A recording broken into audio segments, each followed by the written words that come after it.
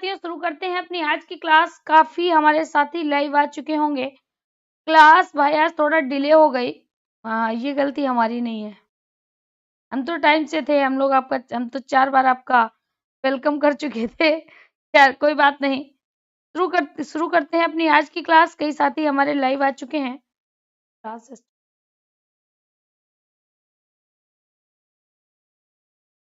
चलिए देखते हैं भाई, सभी लोग बताइएगा।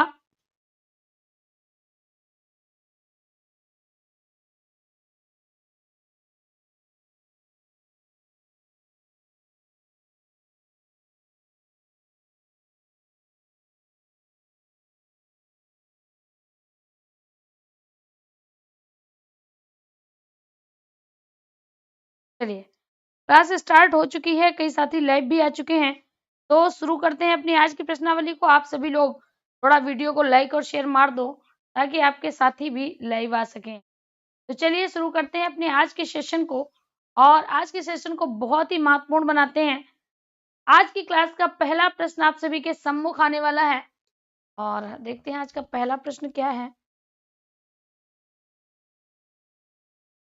पहला प्रश्न कहता है, राजा शूद्रक के प्रधान अमात्य का नाम था। आपको बताना है राजा शूद्रक जो थे उनके प्रधान अमात्य, यानी अमात्य कहते हैं मंत्री को, तो उनका जो प्रधान अमात्य था उसका नाम क्या था, ये आपको बताना है। सभी लोग चांदनी श्रीवास्तव, मोहम्मद अफजल, नवीन नवनीत मिश्रा, सत्य नारायण पांडे, यू व्हाइट लॉन, आदित्य, निधा, सीमा, नागेश्वर, अलकाश, नेहा, प्रज्ञा, सभी लोग बताइएगा। अब देखिएगा, जैसे आपने देखा कि यहाँ पर पूछा गया है राजा शूद्रक के प्रधान अमात्य का नाम क्या था, वैशंपायन, कुमार पालित, पुंडरीक और चंद्रापीड़। विकल्प क्या जाएगा, बी चला जाएगा।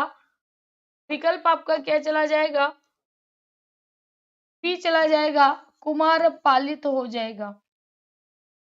क्या हो जाएगा, कुमार पालित हो जाएगा। अब देखिएगा, पुंडरीक, चंद्रापीड़, वैशंपायन, राजा शूद्रक, ये सभी पात्र हैं। ये सभी पात्र किस रचना के हैं, तो याद रखिएगा ये साथियों कादंबरी के हैं।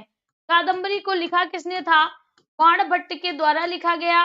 कादंबरी में मेरे साथियों 3 जन्मों की कथा का वर्णन है। 3 जन्मों की कथा का वर्णन है। दूसरी बात ये याद रखना, कादंबरी 2 भागों में डिवाइड है। पहले वाले भाग को पूर्व भाग कहते हैं और बाद वाले भाग को उत्तर भाग कहते हैं।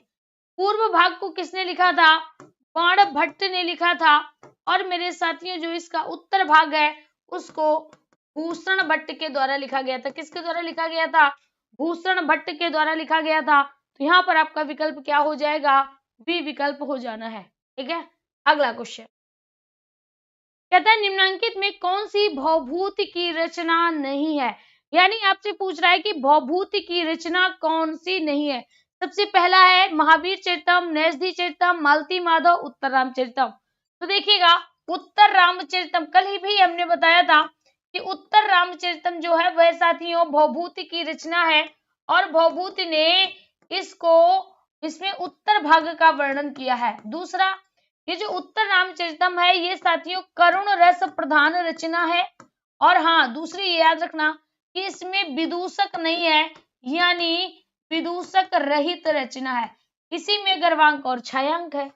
कहता है मालती माधव ये भी रचना है, उत्तर रामचरितम भी है, महावीर चरितम भी। कौन सी नहीं है, नैषधीय चरितम नहीं है। कौन सी नहीं है, नैषधि चरितम नहीं है। नैषधि चरितम को श्रीहर्ष के द्वारा लिखा गया था। नैषधि चरितम को किसने लिखा, श्रीहर्ष ने लिखा, और श्रीहर्ष ने इसको विद्वानों के लिए औषधि बताया। अगर पूछा जाए विद्वानों के लिए औषधि किस ग्रंथ को बताया गया था, तो याद रखिएगा नैषधि चरितम को बताया गया था। नैषधि चरितम में अगर पूछा जाए सर्ग कितने हैं, तो 22 सर्ग हैं। नैषधि चरितम में 22 सर्ग हैं। क्लियर, तो यहाँ पर आपका विकल्प क्या जाएगा, वी विकल्प हो जाएगा। अगला प्रश्न कह रहे, श्री कृष्ण द्वारा अर्जुन को प्रदत्त गीता का उपदेश महाभारत के किस पर्व में उल्लिखित है, स्त्री पर्व, शांति पर्व, विराट पर्व या भीष्म पर्व। देखिएगा यहाँ पर आपको क्या दिखाई दे रहा है, भीष्म पर्व। भीष्म पर्व में ही जो गीता का वर्णन है, गीता का जो वर्णन लिया गया है वह भीष्म पर्व से ही लिया गया है। ठीक है, यहाँ पर आपको याद रखना है, अगर पूछा जाए गीता में अध्याय कितने हैं, अगर पूछा जाए गीता में अध्याय कितने हैं तो याद रखना 18 है। अगर पूछा जाए श्लोक कितने हैं तो 700 श्लोक है और 18 अध्याय है। अब देखिएगा, विराट पर्व, शांति पर्व, स्त्री पर्व, विराट पर्व, शांति पर्व और स्त्री पर्व। अगर हम बात करते हैं स्त्री पर्व की, किसकी बात करते हैं, स्त्री पर्व की, तो इस स्त्री पर्व में शोकाकुल स्त्रियों का वर्णन है। किसका है, शोकाकुल स्त्रियों का वर्णन, शोकाकुल स्त्रियों का वर्णन स्त्री पर्व में है। अगर हम शांति पर्व की बात करें तो युधिष्ठिर का मोक्ष, युधिष्ठिर की जो मोक्ष की प्रक्रिया है उसका वर्णन किसमें है, तो उसका वर्णन है शांति पर्व में।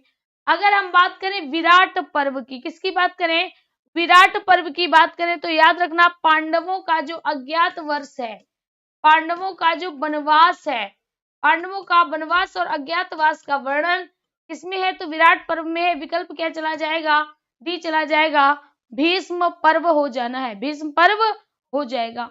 अगला क्वेश्चन कहता है अविमारकम नाटक के प्रणेता कौन है, कालिदास, श्रीहर्ष, भास या शूद्रक। अब देखिएगा, जैसे आपने देखा अविमारकम, तो शूद्रक जो राजा था, शूद्रक का वर्णन आपने कादंबरी में देखा। अब क्या कहता है, भास, श्रीहर्ष और कालिदास। तो जो अविमारकम है, याद रखना अविमारकम क्या है, सबसे पहली बात नाटक है। अविमारकम क्या है, नाटक है। एक आपने ये देखा होगा कि एक नाटक हमने आपको और बताया था, प्रतिमा नाटकम। जो प्रतिमा नाटकम है ना, प्रतिमा नाटकम हमने बताया था कि प्रतिमा नाटकम क्या है, तो प्रतिमा नाटकम भी साथियों एक तरह का नाटक है, जैसे अविमारकम है। ठीक है, और आपको ये याद रखना है कि ये नाटक किसका है, भास का है। किसका है, भास का है। भास ने कई लिखे हैं, भास ने कई नाटक लिखे हैं, लगभग 14 नाटक, 14 एकांकी और नाटक मिला के 14 रचनाएं भास की हैं, जिसमें आपका अविमारकम, प्रतिमा नाटकम, प्रतिज्ञा यौगंध रायण, प्रतिज्ञा यौगंध रायण। ठीक है, इसके अलावा स्वप्नवास दत्ता, स्वप्नवास दत्ता, ये किसकी है, ये सभी की सभी भास के रचनाएं हैं। शी विकल्प आपका हो जाएगा। ठीक है, अगला क्वेश्चन कहता है 10 कुमारों के चरित्र का वर्णन किसने किया है। सबसे पहला कहता है भूषण भट्ट, सुबंधु, दंडी और बाणभट्ट। अब देखिएगा, यहाँ पर सुबंधु की अगर हम बात करें तो वासवदत्ता, वासवदत्ता, यानी अगर भास ने लिखा है स्वप्न वासवदत्ता, स्वप्न वासवदत्ता किसने लिखा है, भास ने लिखा है। और सुबंधु ने क्या लिखा है, वासवदत्ता, वासवदत्ता किसने लिखा है, सुबंधु ने लिखा है। अब देखिएगा यहाँ पर कहते हैं भूषण भट्ट, तो भूषण भट्ट ने कादंबरी का उत्तर भाग, कादंबरी का उत्तर भाग यानी बाद वाला जो भाग है, कादंबरी का उत्तर भाग किसने लिखा है, उत्तर भाग साथियों भूषण भट्ट के द्वारा लिखा गया। और पूर्व भाग जो कादंबरी का है वह बाणभट्ट के द्वारा लिखा गया।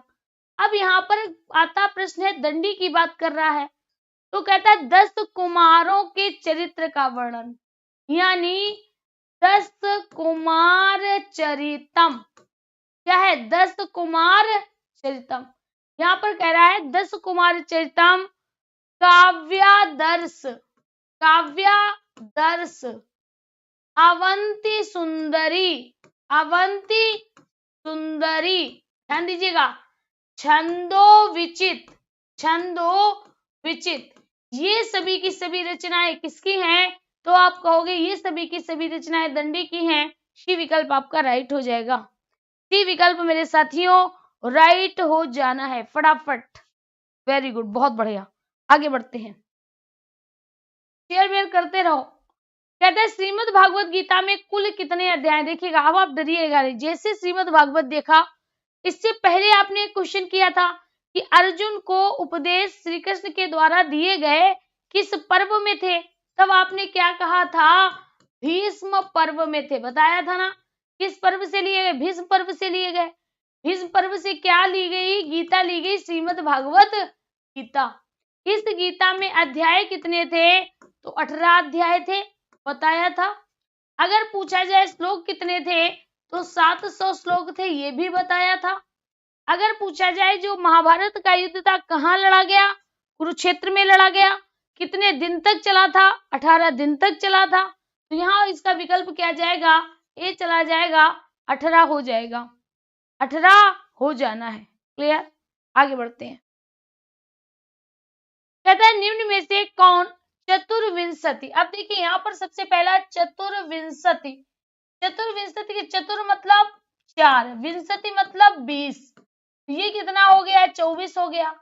कहता है सहस्त्री, सहस्त्र किसे कहते हैं, 1000, और संगीता का मतलब होता है संकलन, संगीता का मतलब क्या होता है, संकलन होता है। अब देखिए यहाँ पर क्या कहता है, कहता है 24,000 संकलन, यानी आपसे पूछ रहा है कि 24,000 श्लोकों का संकलन किस नाम से जाना जाता है, रामायण, महाभारत, ब्रह्मांड पुराण या बृहदारण्य उपनिषद। विकल्प क्या जाएगा, विकल्प मेरे साथियों ए चला जाएगा, रामायण हो जाएगा। विकल्प क्या जाएगा, ए चला जाएगा, रामायण हो जाएगा। रामायण को मेरे साथियों आदि काव्य कहा जाता है। रामायण को क्या कहते हैं, आदि काव्य कहते हैं। रामायण में 24,000 श्लोक है, रामायण में क्या है, 24,000 श्लोक है, जिसको चतुर्विंशति सहस्त्र संहिता के नाम से जाना जाता है। अगर पूछा जाए कि इस आदि काव्य को लिखा किसने है, तो आप कहोगे वाल्मीकि ने आदि काव्य को लिखा, इसीलिए वाल्मीकि को आदि कवि कहा जाता है। यहाँ पर आपका विकल्प क्या जाएगा, रामायण चला जाएगा, ए विकल्प राइट हो जाएगा। आगे बढ़ते हैं, अगला क्वेश्चन कहता है विश्व साहित्य के इतिहास में सबसे बड़ा महाकाव्य, जल्दी से बताइएगा फटाफट। कई बार हमने इस प्रश्न का आंसर आपको बताया है। आपसे प्रश्न पूछ रहा है कि विश्व साहित्य के इतिहास में सबसे बड़े महाकाव्य, जल्दी से बताइएगा, सबसे बड़ा महाकाव्य,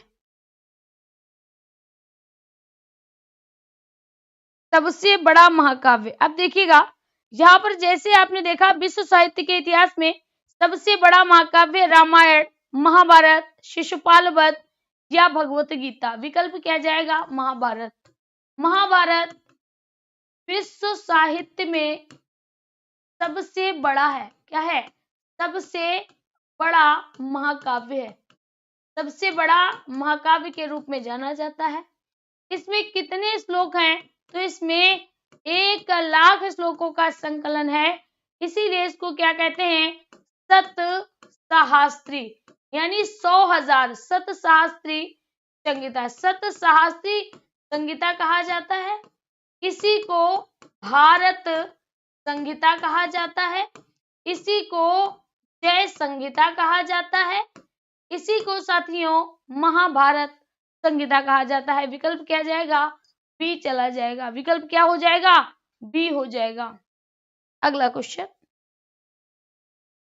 कहता है नलोपाख्यान संबंधित है, आपसे पूछ रहा है कि नलोपाख्यान किससे संबंधित है, नल चंपू से, वन पर्व से, नैषधि चरितम से या सभा पर्व से।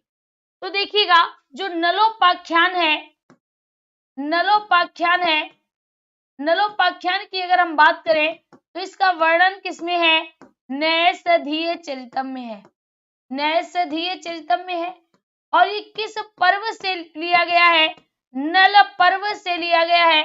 नल पर्व का वर्णन किसमें है, महाभारत में है, किसमें है, महाभारत में है। तो यहाँ पर आपका विकल्प क्या जाएगा, सभा पर्व होगा नहीं, वन पर्व होगा नहीं, नल चंपू, चंपू नहीं होगा, ठीक है। विकल्प क्या जाएगा, सी चला जाएगा, नैषधीय चरितम, किससे है, नैषधीय चरितम से है। सी विकल्प आपका राइट हो जाएगा, सी विकल्प राइट हो जाना है। अगला क्वेश्चन कहता है कुमार संभव के तृतीय सर्ग का नाम बताइएगा। तो यहाँ पर सबसे पहले आपको ये बताना होगा कि जो कुमार संभव है, पहला क्वेश्चन सभी के लिए, कुमार संभव है क्या, कुमार संभव है क्या, नाटक है, महाकाव्य है, कहानी है, कथा है, क्या है। तब आप कहोगे कि कुमार संभव महाकाव्य है, जिसको कि कालिदास महोदय ने लिखा है। पहली बात तो ये आपको याद हो गई होगी। ठीक है। दूसरी बात यहाँ पर देखिएगा, एक सेकंड,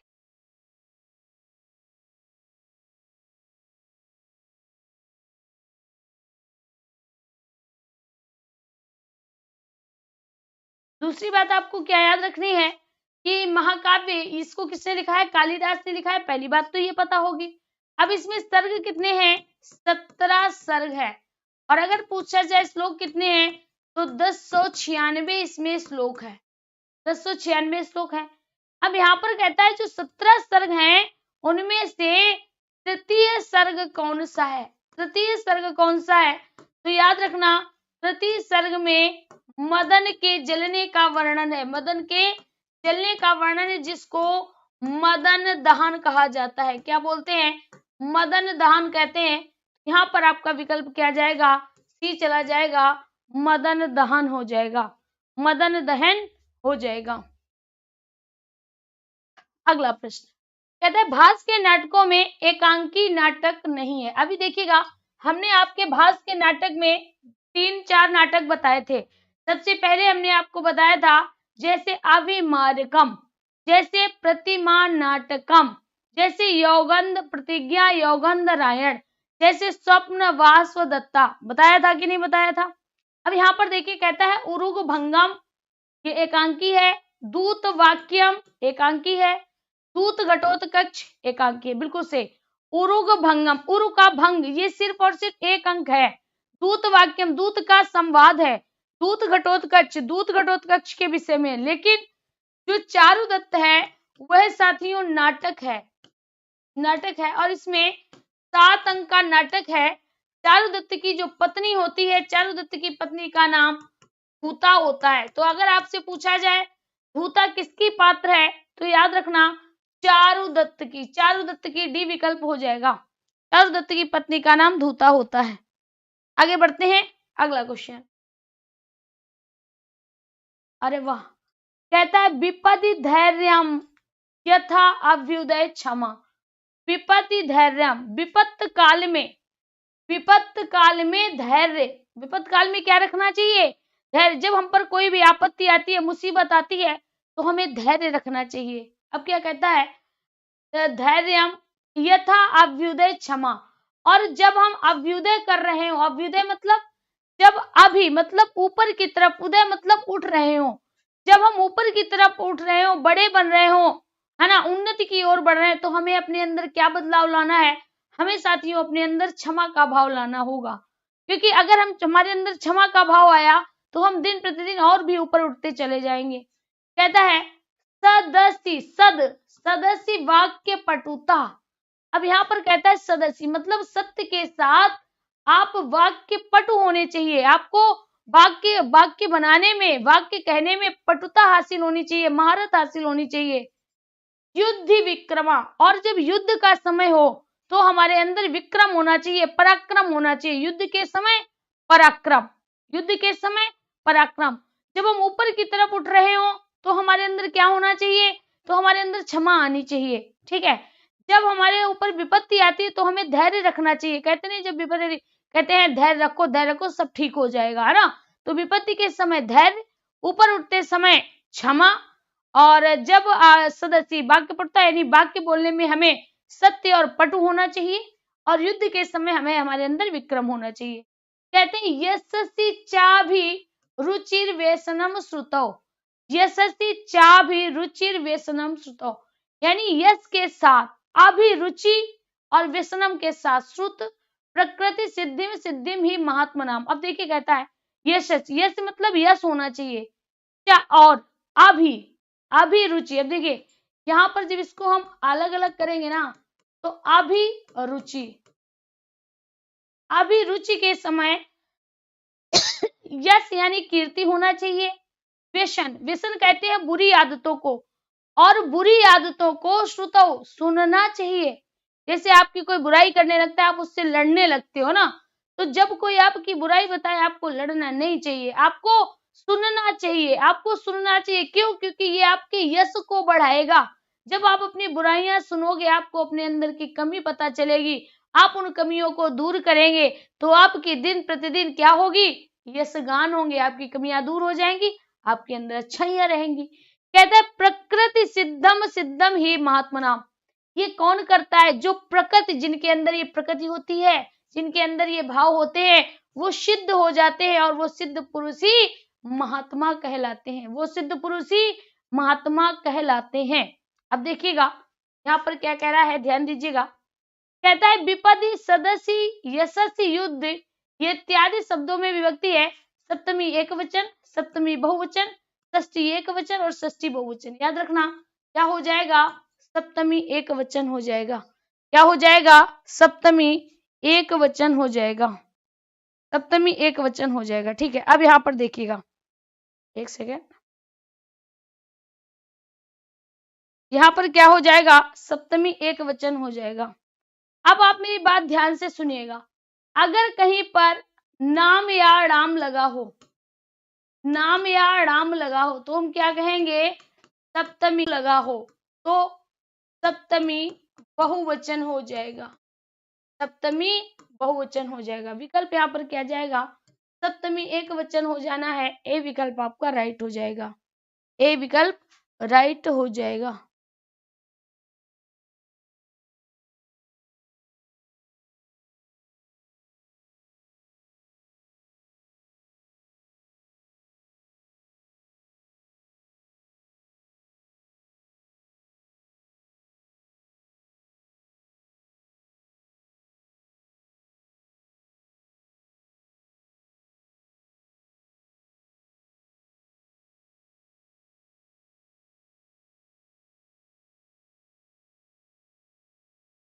चलिए आगे बढ़ते हैं। अगला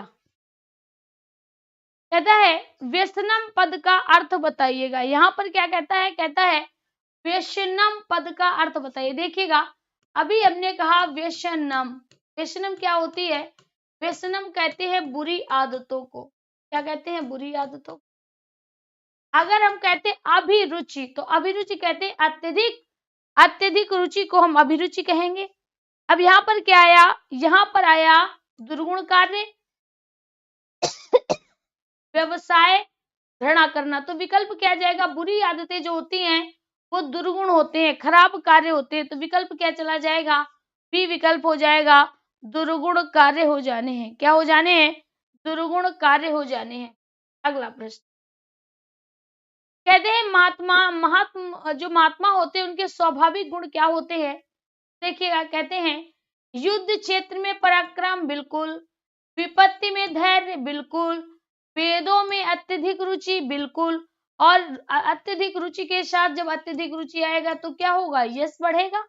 यहाँ पर आपका विकल्प क्या हो जाएगा, डी विकल्प हो जाएगा, सभी हो जाना है। डी विकल्प हो जाएगा, सभी हो जाएगा। आगे बढ़ते हैं।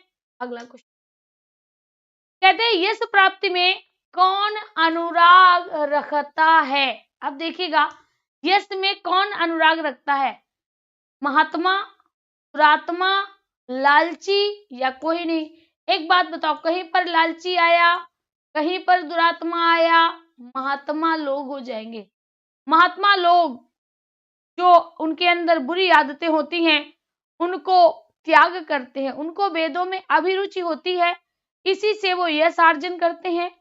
उनके अंदर युद्ध के समय पराक्रम होता है। ये महात्मा कोई साधु नहीं है, उनमें युद्ध के समय पराक्रम होता है और उनमें हर चीज को सुनने समझने की क्षमता होती है। यहाँ पर आपका क्या जाएगा, महात्मा हो जाएगा। अगला क्वेश्चन कहते हैं महात्मा लोग उन्नति के समय बने रहते हैं। जब उन्नति आता है, जब उन्नति आए, अभ्युदय काले, अभ्युदय काल में जब आप ऊपर की ओर उठ रहे हो तो आपके अंदर क्या होनी चाहिए, क्षमा होनी चाहिए। कहते हैं धैर्यवान लोग, क्षमावान, पराक्रमी या कोई नहीं, हो जाएगा। एक बार दो आया श्लोक पढ़ने से आपके कुछ। कहते हैं संरक्षेद में उपसर्ग है। अब देखिए यहाँ पर क्या हो जाएगा, कहता है संरक्षेद आपका क्या बचा हुआ है, तब आप कहेंगे रक्षेद। रक्षेद में अगर धातु पूछी जाए तो धातु क्या हो जाएगी, रक्ष धातु हो जाएगी। क्या हो जाएगी, रक्ष धातु हो जाएगी। यानी अगर पूछा जाए संरक्षेद में उपसर्ग कौन सा है, सम है। क्या है, सम है। यानी अगर हम बात करें सी हो जाएगा, सम तो उपसर्ग होगा। चम उपसर्ग होगा। और अगर बात की जाए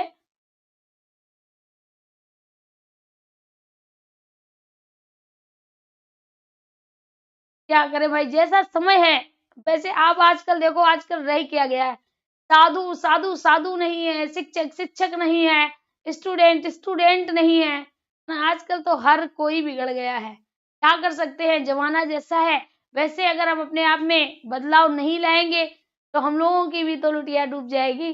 चलिए खैर, कहते हैं समरक्षित कृच्छेद की बात करें तो सम इसमें क्या है, सम उपसर्ग है, ठीक है। अगर हम बात करें रक्ष क्या है, रक्ष धातु है। अगर एत की बात करें तो एत क्या है, एत प्रत्यय, प्रत्यय शिष्ट है, प्रत्यय का शिष्ट भाग है, बचा हुआ भाग है। यहाँ पर आपका विकल्प क्या जाएगा, सी चला जाएगा। अगला क्वेश्चन कहता है कथ धातु में लोट लकार मध्यम पुरुष बहुवचन का रूप क्या होगा। क्या कहता है कथ धातु।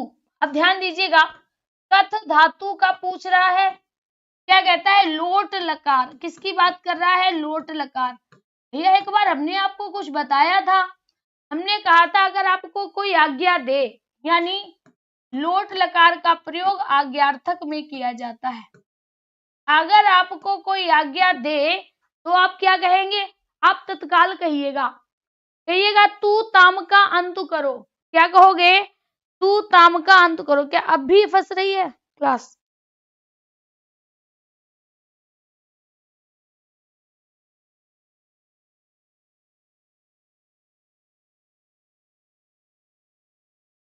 अब तो नहीं फंस रही है।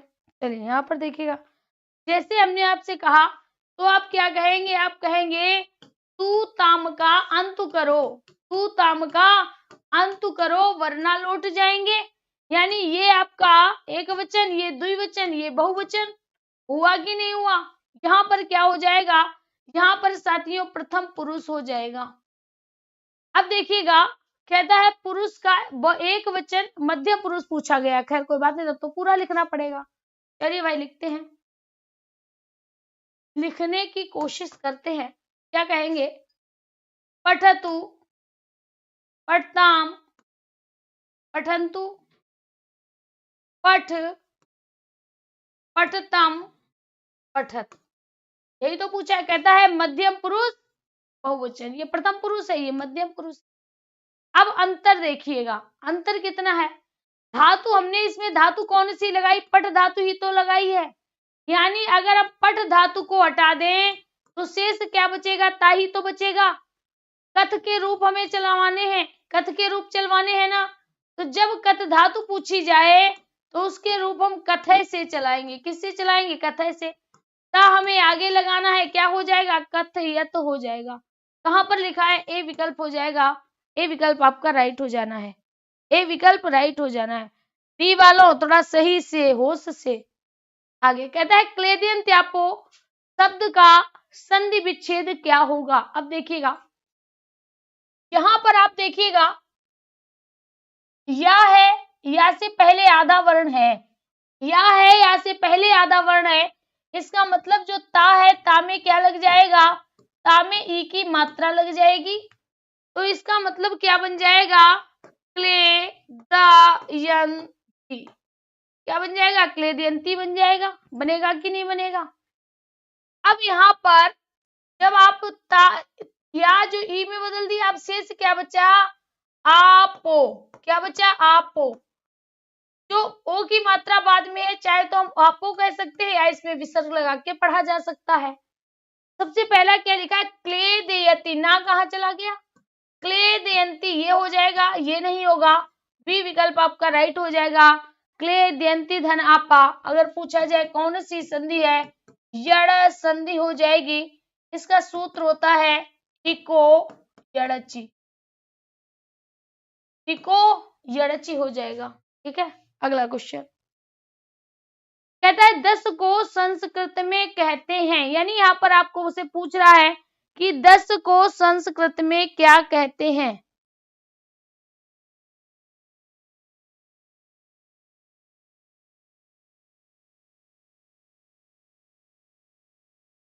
क्या सामान तुम्हारा चुरा लिया अनुष्का। चलिए यहाँ पर देखिएगा, कहते हैं 10 को संस्कृत में क्या कहते हैं। अब देखिएगा यहाँ पर क्या है, आगे का शब्द ही गायब है, कोई बात नहीं, हम आपसे इसके लिए लिखे देते हैं। आपको बताना है 10 लाख, क्या बताना है, 10 लाख। अब देखिएगा, जैसे आपको कुछ चीजें तो आपको समझ में आ जाएंगी, जैसे यहाँ पर कोटि लिखा है, कोटि का मतलब होता है करोड़, 33 कोटि, 33 कोटि कहते हैं ना, 33 कोटि मतलब 33 करोड़। लक्ष, ठीक है, अर्बुदम, अरब, ये तो आपको समझ में आ ही गया होगा। अब जो एक न्यूनतम है, एक न्यूनतम का किसे कहते हैं, एक न्यूनतम, न्यूनतम होता है, पहले अयुतम होता है, अयुतम 1000 को कहते हैं, न्यूनतम किसे कहते हैं, 10 लाख को कहते हैं, इसी को न्यूनतम कहते हैं, इसी को प्रयुतम कहते हैं, क्या कहते हैं, प्रयुतम कहते हैं, इसी को 10 लक्षम भी कहते हैं, क्या बोलते हैं, 10 लक्षम भी बोलेंगे, सॉरी 10 लक्षम भी बोलेंगे, 10 लक्षम भी कहेंगे। यहाँ पर आपका विकल्प क्या चला जाएगा, सी विकल्प आपका राइट हो जाएगा, सी विकल्प आपका राइट हो जाएगा। क्लियर, यहाँ तक बात समझ में आई। हाँ, प्रश्न ही गलत है, उसमें 10 ऑप्शन में दिया है, लेकिन 10 का तो अर्थ ही नहीं है। आगे बढ़ते हैं, कहते युष्मद शब्द का प्रथमा विभक्ति बहुवचन में होगा। देखिएगा युष्मद, इसमें थोड़ा हम आपको ट्रिकी बताते हैं कैसे। युष्मद में आप क्या ले लो, यू ले लो। अब यू को हम क्या कहते हैं, कहते नहीं, हे यू, यू मतलब होता है तुम, ठीक है। तो यानी आपको याद रखना है कि युष्मद में जो यू होता है, यू के रूप तुम से चलते हैं, यू के रूप किससे चलेंगे, तुम से चलेंगे। जैसे एक वचन यहाँ पर प्रथमा विभक्ति हो जाएगी, द्वितीय विभक्ति हो जाएगी, लेकिन हमें मतलब क्या है, हमें तो इससे मतलब होगा। तो यहाँ पर हम क्या कहेंगे, त्वम, युवाम, यूयम, त्वम युवाम यूयम। क्या कहता है, कहता है युष्मद शब्द का प्रथमा विभक्ति बहुवचन, प्रथमा विभक्ति बहुवचन पूछ रहा है, यूयम हो जाएगा, वी विकल्प आपका राइट हो जाएगा, वी विकल्प मेरे साथियों राइट हो जाना है। आगे बढ़ते हैं, अगला प्रश्न कहता है निम्न में से अव्यय पद चुनिए। जैसे ही अव्यय आया, ध्यान दीजिएगा, अव्यय को ही बोलते हैं अभिकारी। अव्यय को क्या बोलते हैं, अव्यय को बोलते हैं अभिकारी, जिनमें परिवर्तन ना हो, जिनमें परिवर्तन ना हो वह सभी अव्यय होते हैं, और सभी अव्यय को अभिकारी बोला जाता है। अब यहाँ पर क्या कहते हैं, कहते हैं अकस्मात, अचानक, अचिरम, बिना देर किए हुए, अद्यव, आज ही। तो ये सभी के सभी अव्यय होंगे, क्योंकि साथियों इनमें कोई भी बदलाव नहीं होता है। ये जितने भी शब्द हैं किसी में बदलाव नहीं होगा, सभी के सभी अव्यय कहलाएंगे। विकल्प आपका डी राइट होगा। अगला क्वेश्चन कहते हैं गच्छतु पद में लकार बताइएगा। अब तो हमें नहीं बताना पड़ेगा, जैसे आपके सामने क्वेश्चन आया, क्वेश्चन है गच्छतु, क्या है, गच्छतु।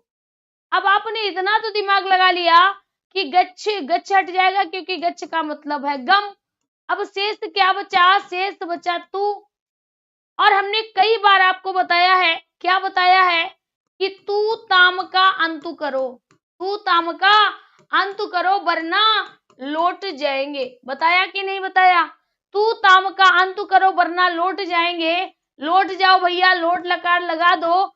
इसका प्रयोग आज्ञार्थक में किया जाता है, इसका प्रयोग आज्ञार्थक में किया जाता है, और ये लोट लकार प्रथम पुरुष एक वचन का होगा। लोट लकार प्रथम पुरुष एक वचन का शब्द होगा, ठीक है। तो विकल्प आपका क्या हो जाना है, वी विकल्प आपका हो जाएगा, वी विकल्प आपका हो जाएगा। अगला प्रश्न कहता है उपनगरम में कौन सा समास होगा, जल्दी से बताइएगा। उपनगरम, अब यहाँ पर क्या लिखा है, यहाँ पर आपसे पूछ रहा है उपनगरम, ठीक है, और इसमें पूछा क्या है, समास। जैसे इसमें समास पूछा, जब भी कभी आपसे समास पूछे उसको दो भागों में डिवाइड कर लो। कितने भागों में, दो भागों में डिवाइड कर लो। पहला पद उप, दूसरा पद नगरम। हुआ कि नहीं हुआ। अब इसमें जो उप है, जो इसमें उप है वो क्या है, उपसर्ग है। जो इसमें उप है वो उपसर्ग है। जितने भी उपसर्ग होते हैं वो सभी के सभी क्या होते हैं? अव्यय होते हैं। जितने भी उपसर्ग होते हैं वो सभी के सभी क्या होते हैं? अव्यय होते हैं। और अगर अव्यय है तो क्या हो जाएगा? अव्यय भाव समास हो जाएगा। विकल्प आपका ए राइट होगा। विकल्प आपका ए राइट हो जाएगा। अव्यय भाव समास हो जाएगा। अव्यय भाव समास हो जाएगा। जिसमें अव्यय का भाव होता है, जिसका पहला पद उपसर्ग होता है, उसी में साथियों अव्यय भाव समास होता है। अब यहाँ पर देखिएगा, अगर पूछा जाए समास विग्रह क्या होगा, तो नगरस्य समीपम, नगरस्य समीपम, ये इसका समास विग्रह होगा। नगरम जो है, जो द्वितीया में है, ये षष्ठी में बदल जाएगा और उप का समीपस्य हो जाएगा। उप का द्वितीया हो जाएगा, समीपम में बदल जाएगा। नगरस्य समीपम हो जाना है, नगरस्य समीपम हो जाएगा। अगला क्वेश्चन,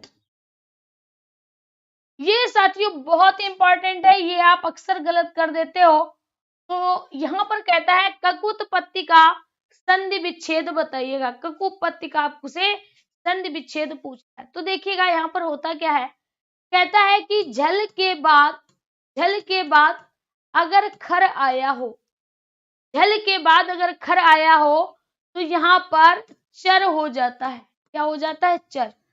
चर का मतलब है प्रथम वर्ण हो जाएगा। प्रथम वर्ण हो जाएगा कब? जब यहाँ पर दूसरा वर्ण होगा, पहला वर्ण होगा, चा खा सा होगा। अब यहाँ पर झल होगा। झल का मतलब चौथा वर्ण, तीसरा वर्ण, दूसरा वर्ण, पहला वर्ण, शाखा सा या हा होंगे। यहाँ पर चा खा शा हा होंगे। अब देखिएगा, ध्यान से देखिएगा कि यहाँ पर कैसे लिखा है। लिखा है ककुत्पत्ति। क्या लिखा है? ककुत्पत्ति। यानी एक तरफ तो 100% पति होगा, पा पहला वर्ण है, यानी ये तो सही हो गया। अब जो पहले वाले पद में आपके इनमें से कुछ आना चाहिए, इनमें से कुछ आना चाहिए, तभी तो ये ता होगा। ता पहला वर्ण है कि नहीं है? ता पहला वर्ण है कि नहीं है? तभी तो बदलाव होगा, तभी तो बदलाव होगा। अब देखिएगा, यहाँ पर विसर्ग लगा है, ये होगा नहीं। यहाँ पर स्वर लगा है, यहाँ पर होगा नहीं। अब दो है, पहला है ककुब और दूसरा है ककुप। तो यहाँ पर ककुप का अर्थ नहीं होता है, ककुप का अर्थ नहीं होता है, तो क्या हो जाएगा? ककुब धनपति हो जाएगा। सी विकल्प आपका राइट हो जाएगा।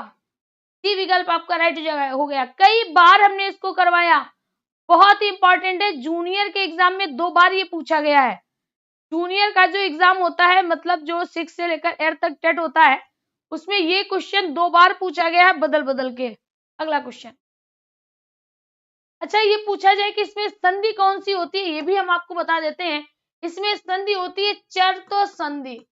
चर्तो संधि होती है, जिसका सूत्र होता है खरिच। इसका सूत्र होता है खरिच। अगला क्वेश्चन कहता है मतुप इति प्रत्यय भवति। कहता है मतुप प्रत्यय होता है। वाह! अब देखिएगा, यहां से आपको नए क्वेश्चन मिलने शुरू हुए हैं। लगातार 2-3 दिन से आपको नए क्वेश्चन मिल रहे हैं, जल्दी से बताइएगा।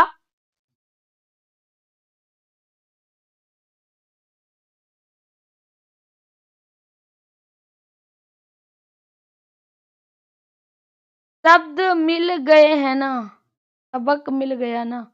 चलिए यहां पर बताइएगा क्या हो जाएगा।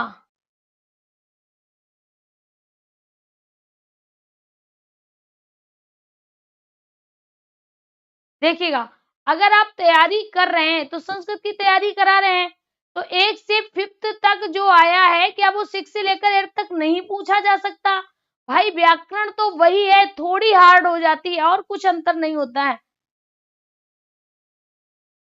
भाई विवेक सिंह अगर नहीं मन पकड़ता है तो मत पढ़िएगा, क्या कहे।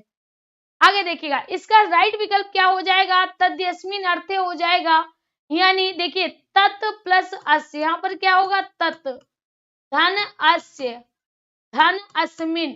कहता है, देखिए तत् मतलब वह इसका है, वह इसका है, वह इसमें है, वह इसका है, वह इसमें है। इसके अर्थ में मतुप प्रत्यय आता है, डी डी विकल्प हो जाएगा। मतुप प्रत्यय में वान बती बत जुड़ता है या मेरे साथियों मान मति मत जुड़ता है। अगर आपसे पूछा जाए कि मतुप प्रत्यय कैसा है तो याद रखना ये तद्धित प्रत्यय। कैसा प्रत्यय है? तद्धित प्रत्यय है। विकल्प आपका क्या चला जाएगा? डी विकल्प चला जाएगा। पेड क्लासों में साथियों यही प्रत्यय चल रहे हैं, काफी आपको अच्छे से पढ़ाया है, जो हमारे साथी जुड़े हैं उनको पता होगा। आगे बढ़ते हैं। अगला कहता है वर्गानाम प्रथम तृतीय पंचम यणस्य वर्गानाम प्रयत्ना भवति। कहता है वर्गों का प्रथम वर्ण, तृतीय वर्ण, पंचम और यण। यण का मतलब या, रा, ला, वा।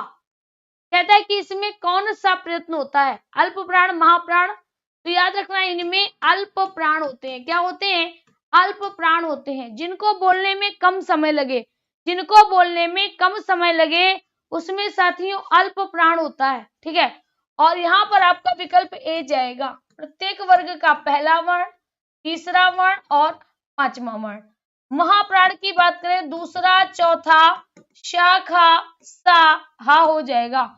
विवाद की बात करें तो खर प्रत्याहार अनुदात्त स्वरों का होता है। ए विकल्प हो जाएगा। अगला क्वेश्चन कहता है गणेशाय नमः वाक्य में गणेशाय पद में विभक्ति है। अब देखिएगा यहाँ पर आपको याद रखना है नमः, स्वस्ति, स्वाहा, स्वधा, वसट, अलम। इस सूत्र के अंतर्गत जिसका किया जाए, जिसका नमस्कार किया जाए, जिसका स्वस्थ किया जाए, जिसका स्वाहा किया जाए, जिसका स्वधा किया जाए, जिसका वसट किया जाए, जिसको अलम किया जाए, उसके योग में सदैव चतुर्थी विभक्ति होती है। यहाँ पर कहता है गणेशाय नमः। यहाँ पर क्या कहता है? गणेशाय नमः। किसका नमन किया जा रहा है? गणेश का किया जा रहा है। तो गणेश में आपकी चतुर्थी विभक्ति हो जानी है। विकल्प क्या जाएगा? बी हो जाएगा। क्या हो जाएगा? बी हो जाएगा। क्लियर? तो बी विकल्प आपका राइट हो जाना है। बी विकल्प राइट हो जाएगा। अगला क्वेश्चन कहता है दकार वर्ण से उच्चारण स्थानम भवति। अब देखिएगा यहाँ पर कहता है दकार, जैसे ही आया दकार, एक बात बताओ दकार का अर्थ क्या है? दा वर्ण का। दा वर्ण का मतलब ता, था, दा। ता वर्ग में आता है का, चा, टा, ता, पा, के, टी, एम, डी, ओ। यानी जो ता वर्ग है वो कहां से बोला जाता है? टी पार दंत से बोला जाता है। वी विकल्प आपका राइट हो जाएगा। वी विकल्प आपका राइट हो जाना है। आगे बढ़ते हैं। अगला क्वेश्चन कहते हैं मरुला शब्द का अर्थ होता है। अब देखिएगा मरुला, अगर मेरे साथियों मरुला किसको कहते हैं? जल्दी से बताइएगा। कई हमारे साथी देखना अभी क्या क्या आंसर देंगे। मरुला हमने पूछा है। मरुला 29 का बी सही है। देखिएगा अब यहाँ पर देखिए मरुला जैसे ही बात की, जल कौआ को कहते हैं कारंडवा। क्या बोलते हैं? कारंडवा बोलते हैं। हंस को हंसा बोलते हैं। कबाबिल को कृष्ण चटका बोलते हैं। और कछुआ को कच्छपा बोलते हैं। क्या बोलते हैं? कच्छपा बोलते हैं। तो यहाँ पर आपका विकल्प क्या जाएगा? कई लोग जो आंसर की उम्मीद थी आपने वही दिया, कहते हंस हो जाएगा। और अगर ऐसा भुगताना क्लास में, ऐसा पेपर में भुगताना, तो वो भी आपका पेपर भुगत देगा। याद रखना इसका हंस तो कभी ना होगा। क्या हो जाएगा? जल कौआ हो जाएगा। इसी को कारंडवा कहते हैं। सॉरी, इसको क्या कहते हैं? मरुला कहते हैं। जबकि हंस को मराला कहते हैं। हंस को क्या कहते हैं? मराला कहते हैं। समझ रहे हो ना अंतर? इसको क्या कहते हैं? इसको मरुला कहते हैं और इसको मराला कहते हैं। यहाँ पर आपका विकल्प क्या जाएगा? विकल्प मेरे साथियों ए चला जाएगा। जल कौआ को मरुला कहेंगे और हंस को मराला बोलेंगे। हंस को क्या बोलेंगे? मराला बोलेंगे। ठीक है, अगला क्वेश्चन। तो साथियों, आज की क्लास में प्रश्नों की श्रृंखला यही तक थी। मिलते हैं कल फिर से इसी समय इसी चैनल पर एक और नई क्लास के साथ। तब तक के लिए मुझे दीजिए इजाजत। धन्यवाद। अभी ठीक जो शाम की क्लास होती है उसको आप अवश्य देखें, रिवीजन बैच होता है, आपके लिए बहुत फायदेमंद होगा। धन्यवाद।